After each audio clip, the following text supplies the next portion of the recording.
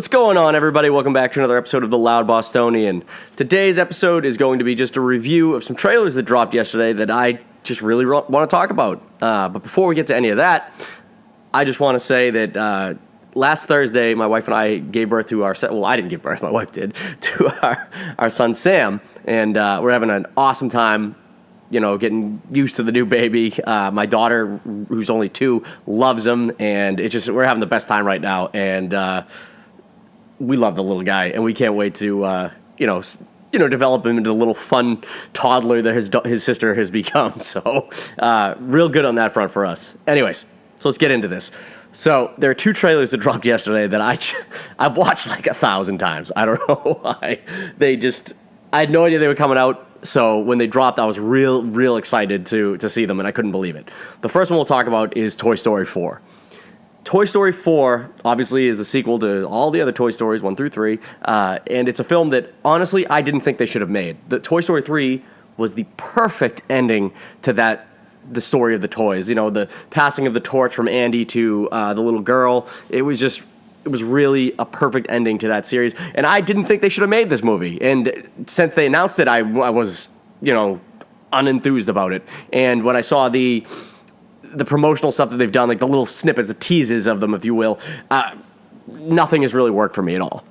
Having said that, when this trailer dropped and seeing, these familiar characters that I didn't really grow up with. I was a little too old to say I grew up with them, but, I've been a big fan of the movies, and to see these characters again, interacting with each one, it just brought me right back. And I'm excited for this movie. I didn't think I was going to be at all, but just seeing these characters again, I realized that it doesn't matter how good the first 3 movies were, because it's the characters that you love. And as long as the characters are still compelling and fun to see, then they can make 1 million of these things. Now, I don't know if they will. The overall plot of this one's a little iffy. I'm not so sure I understand really what the hell the premise is, other than it looks like Bonnie makes a spork toy and that becomes to life like the other toys do. I don't know how that works in that universe, that anything that someone thinks is a toy becomes a toy, I guess. I don't know. But anyways, he ditches them on a road trip, the little spork does, and Woody has to go and save them. So in his travels, trying to save Forky or Sporky or whatever the hell his name was, he comes across Bo Peep, who hasn't been around since the second movie. They talk about in the third one that she was one of the toys that got sold in the yard sale or whatever happened to her, and he comes across her, and it looks like she's doing a thing where she's, saving toys, or I don't really know. There's a carnival involved. It's very vague what the actual plot line is, but seeing Woody interact with Bo again was really sweet, and it's obviously the same treads they've done in other movies where Woody trying to get back to whoever the child is he's with, and just hitting snags along the way, but I'm on board, guys. I'm on board now after that trailer. I realized that Tom Hanks can sell me on anything. So I'm there. I'm going to be there when it opens. My wife's probably going to be there with me. Toy Story 3 was the only movie that I ever saw with my wife that she cried in. Both of us were bawling our eyes out in that movie. So I can't imagine this movie is going to have that kind of emotional turn to it unless the plot line is that Woody eventually leaves and stays with Bo wherever the hell she's doing and doesn't go back to Bonnie. That might be kind of sad to see at the end of it, him saying goodbye to his toys. But I can't imagine they do that. His thing in the trailer is that he's like, I was made to make children happy, to make a kid happy. So I can't imagine he leaves Bonnie in this movie. How could he? Even if Bo's the one who's trying to pull him away from that life, but I don't know. I'm really looking forward to it. I thought the trailer looked great, and all my doubts about whether or not they should have made another one are gone, because like I said, I just want to see these characters in more things. So if the only way to get that, obviously, they've made a couple side movies like the haunted Toy Story one, and then the one with the dinosaurs that they made. Those are ones that I've seen. I bought for my daughter. They're cute. They're like an hour long, nothing crazy, 45 minutes, but full-length features is where it's at for Toy Story, and I'm going to be there, guys, for sure. The second trailer that dropped that I really want to talk about, Quentin Tarantino's 9th film, Once Upon a Time in Hollywood. This was a crazy story about this movie. This script was so good that all these different companies were bidding for it, and he made bank selling it to, I don't even know who ended up getting it. I'll have to look into that, but whoever he sold it to ended up he made bank off selling that story. It's set in Hollywood at the backdrop of the Manson murders going on. Now, the trailer doesn't give us any inkling whatsoever as to like how much the Manson stuff plays into it. From what I've read, it's really just a backdrop. It's not the main focus of the story. So, I don't know. For me, Quentin Tarantino not telling the Manson story at all, and that was how he got this to sell. I mean, obviously, the plot's going to be great. The story's going to be great. The acting's going to be great. There's no doubt in my mind. But I can't imagine that studios weren't bidding in just because it's Quentin Tarantino and Charles Manson kind of in the same mindset. But the trailer dropped, and this movie stars Leonardo DiCaprio as an actor in, like I said, around the Manson era. And then Brad Pitt is his stunt double, so they're always together, those two. And those two have never been in a movie together. I didn't know that. And they look like they're going to have great chemistry in the movie. They only have, like, the one scene in the trailer, but, like, man, I really want to see that. Margot Robbie's in it. I don't know who she's playing. Probably some actress in Hollywood, some love interest for one of the two characters, I imagine. And Al Pacino's in it. He's not in the trailer. Michael Madsen's in it. A whole bunch of returning Quentin Tarantino like staples are going to be in this movie.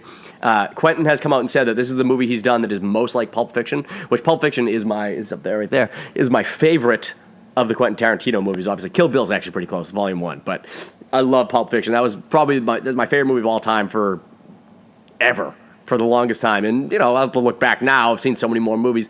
Maybe it's, you know, lost its footing, but for me, it was always my favorite. So for him to say that this new movie is on par with that, I mean, obviously it's not a gangster story. I doubt this movie's going to have the, you know, the disjointed story telling different chapters from different parts of the story. But if the vibe and the dialogue feels like it would fit in Pulp Fiction, then I'm fucking there. I was there anyways. Come on, Quentin Tarantino. But man, this movie looks good. Leo looks so funny. Like, just the tone of the trailer is just funny. Like a funny, fun Quentin Tarantino dialogue-filled movie with these guys playing, you know, in the golden age of Hollywood actors. And oh my God, I'm so there, guys. I'm so there. Like I said, my only critique was I wish that you see Charles Manson in the trailer quickly. And fun fact about that, apparently the guy who's playing Charles Manson in this movie also plays Charles Manson in Mindhunter on Netflix. So this dude's really typecast, so much so that he's playing the same fucking character across multiple different mediums. But anyways, I'm really looking forward to this movie. My only critique is that I wish it showed a little bit as to what the backstory with the Manson thing going on is. Because that's the thing about this movie that probably intrigued the studios to buy it. I mean, obviously the script's fantastic, but it had to have something to do with the Manson aspect and Quentin Tarantino, you know, selling that. But again, if it's literally just a set piece in the background, like in the papers, oh, Charles Manson murdered, blah, blah, blah, or Charles Manson found guilty of all these things. If all that stuff's happening in the background only and it's just this complete plot line that has nothing to do with Charles Manson, I'll still be fine because I fucking love Quentin Tarantino, so there's no way I'm not going to see it. But that's it for me on that, guys. I really like both of those trailers. I'm definitely going to see both those movies. This is going to be a fucking hell of a year for movies, guys. It really is. I'm so excited to go and see movies. We've already gotten off to a great start, and it's just going to keep rolling through for the rest of the summer into the fall and December. Oh my God, this year is fantastic for movies, guys. It really is. One last thing I want to talk about, and this is probably not going to be a popular segment on this, but I just want to talk about it. Captain Marvel is now in its second weekend. I did my review last week for Captain Marvel, but Captain Marvel in its second weekend has now shot up to like $800 million or something like that globally. And that's fucking crazy. I kind of have a problem with it, though. And I'm sorry, I want to preface this by saying that I understand that like women are rushing out to see this movie because they finally feel they have a hero they can get behind. Totally support that. I get it, guys. Guys are going out to see it because they love the Marvel movies. They love superhero movies. They want to go and see it. Totally get that, guys. My problem is the quality of Captain Marvel as a movie itself isn't as good as some of the Marvel movies that didn't make this amount of money. And it's just, if you like, I understand that like if you're a woman, you want to go and see this movie, it speaks to you. You want to see it. You're going to rush out and see it. I understand that it's probably some sort of, you know, early thing for going into Endgame, that you're like, I got to see this movie because I got to see the setup for Endgame. Understandably, people are probably going to see it for that reason too. But this movie wasn't as good as like Thor Ragnarok. This movie wasn't as good as Spider-Man Homecoming. This movie wasn't as good as, Winter Soldier. These movies that did not make $1 billion. And yet Captain Marvel, on the quality of the movie alone, should not cross $1 billion. It really shouldn't. It's not a good movie. It's a good movie. It's a good movie. It's good, not great. So for me, the fact that this movie's going to have these legs and it's going to run and it's going to make all this money when Spider-Man Homecoming and Winter Soldier and Thor Ragnarok, all these movies that were fucking great, that really were great movies, didn't cross $1 billion. And you know, Thor Ragnarok might have crossed $1 billion. I'm going to have to double check that, but I don't think it did last time I checked. Anyways, those movies should have made $1 billion. They were fantastic. First Guardians of the Galaxy, that one should have crossed $1 billion. It probably, I don't think it did. I think it petered out around $700 million. And this movie's going to cross this in like a 3-week time span. And this is the thing we get into where the things that people feel that drive them to see the movies, that's great. No one should not go and see a movie. And this is a stupid argument. I don't even know why I'm saying this on this video. But I have a real problem when the quality of the movie isn't worthy of how much money it makes. Now, I know that that's a stupid thing to say because the Transformers movies were dog shit and they all cost billions of dollars. But the Marvel movies are all pretty good.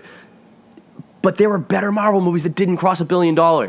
And I just hate that this movie, which to me was literally, like I said, mid-tier Marvel, mid-tier, is going to make over $1 billion. For all I know, it's going to make more than Black Panther did. It's going to end up at like 1.5 billion or something like that. And it very well could. It's going to cross $1 billion this weekend, I guarantee it. And then until Infinity War comes, which is a month away after that, it's going to just keep making money. It's definitely going to cross 1.5 billion, and I just don't think it should. Now, maybe I'm crazy there. You guys can tell me in the comments if I am, and I will not argue with you, because this is a stupid thing that I'm just voicing. But again, this is my channel. I have the ability to voice any complaints I want. But anyways, guys, that's going to do it for this video. I don't hate Captain Marvel. I don't hate anybody who loves it. I liked Captain Marvel. I don't want to rub people the wrong way with this. But my mind just can't wrap itself around the fact that a movie that to me was literally mid-tier Marvel is going to make $1.5 billion probably by the time it's come and gone.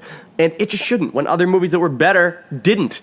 So again, stupid complaint, because I'm pretty sure all Marvel movies from this point forward are going to get pretty close to $1 billion, if not crossing it, because the fan base is just so big. But that's it for me, guys. Let me know what you think about the trailers. Let me know what you think about Captain Marvel making as much money as it did. Comment in the comment section below. Like the video, subscribe to the channel, and we will see you very soon. Thanks.